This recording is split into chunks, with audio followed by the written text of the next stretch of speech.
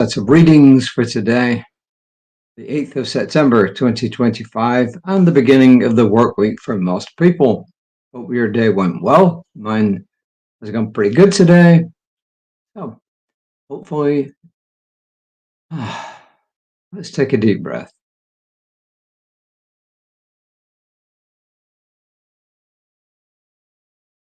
Let's go. Let's see what Mary, our writer, has to say for us today. Good reading. Be a deliberate presence of love. Be a deliberate presence of love. The first quote is from His Holiness the Dalai Lama, who says, "Our prime purpose in this life is to help others. And if you can't help them, at least don't hurt them." That really is a message that needs to get out into everybody on this planet.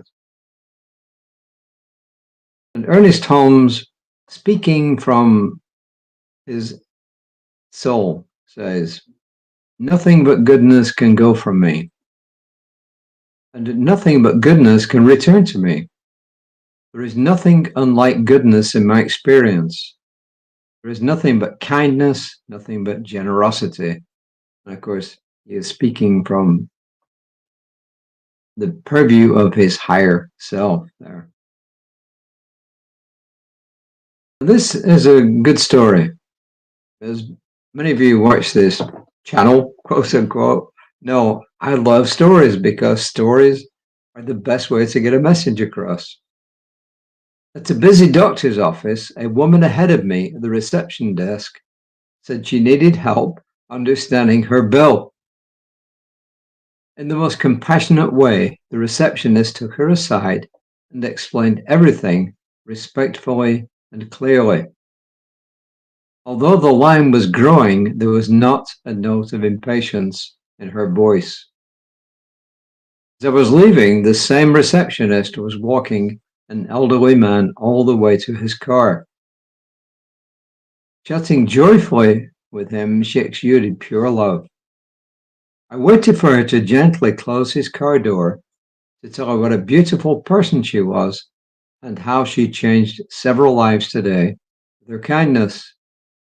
She smiled and said quietly, "That's who I am."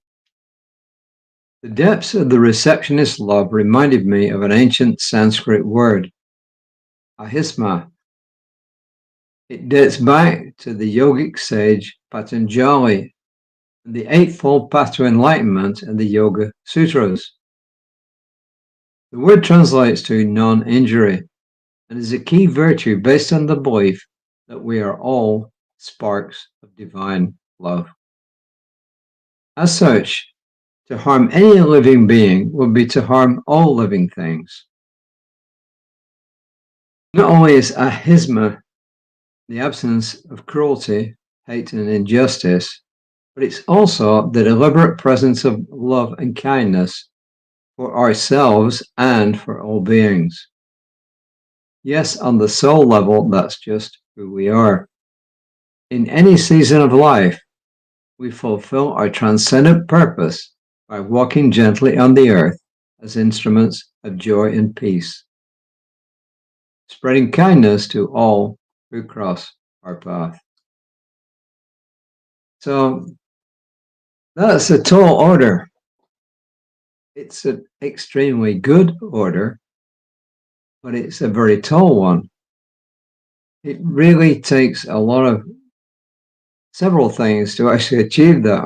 One is doing a lot of spiritual work. And spiritual work has got many, many different ways of expressing itself and doing it. I don't know what the receptionist did, but she had done her spiritual work in whatever way she did it. Whatever religion or non-religion she was attached to, she'd done it. But it also means that we practice it, and we practice it. You notice what it said in there as well.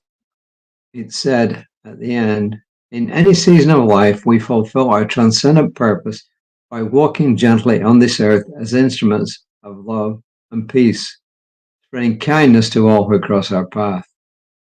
But it also said earlier on, not only is ahisma the absence of cruelty, hate, and injustice, but it is also the deliberate presence of love and kindness for ourselves and for all beings. She said, yes, on the soul level, that's who we are. So we're to practice love and kindness. And notice it says practice. With a lot of things in life, we have to practice for it to become perfect.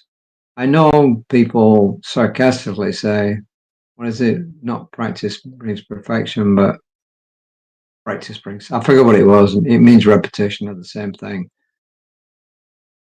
So that's another underscoring of this. In order to do this, we have to be spiritually grounded, and we have to practice, and we have to do our work every single day. So that is the message from Mary today. It's also obviously my message. What it does to me is it challenges me. It means that when I read things like this and say things like this, I've got to myself live up to it. It's really easy to preach to other people and then go off and do something else. It's not as easy preaching to other people or passing on a message like this to other people and then practicing it yourself, because that's what it's all about. It's like when I teach class, I tell people, I'm not only here to teach, I'm here to learn in several ways. Doing the research, I learn. In the classroom, sometimes the students know more than I do about a particular subject. I'm here to learn. So it's about doing our work every day on all levels and not getting discouraged with ourselves when we fail, but looking back and noticing that and saying, what can I learn from this? So we accept ourselves as we are. Even when we make mistakes, we accept ourselves as we are. We show that love to ourselves as well. I live in connection with all other beings. I live in connection with all other beings. As I walk through the world, my footsteps are gentle. My imprint is love. As I walk through the world, my footsteps are gentle, and my imprint is love. So tune in tomorrow around about 5 p.m. Hopefully it will be 5 p.m. tomorrow. And tune in to my colleague, Reverend Lisa Ryan, at 9:15-ish a.m. every morning on Creative Life Spiritual Center's Facebook page. And for me, wherever you find me on social media, whatever channel you find me, I'll be there. Some of them are going to be later than 5. Why? Because I've got to copy and paste a lot of this stuff into other channels. But bottom line is this. My prayer for everyone today is that you treat yourself gently and you treat others gently with love. And I claim this as the truth of each of our beings. And I release my word into a divine law that always says yes. And so it is.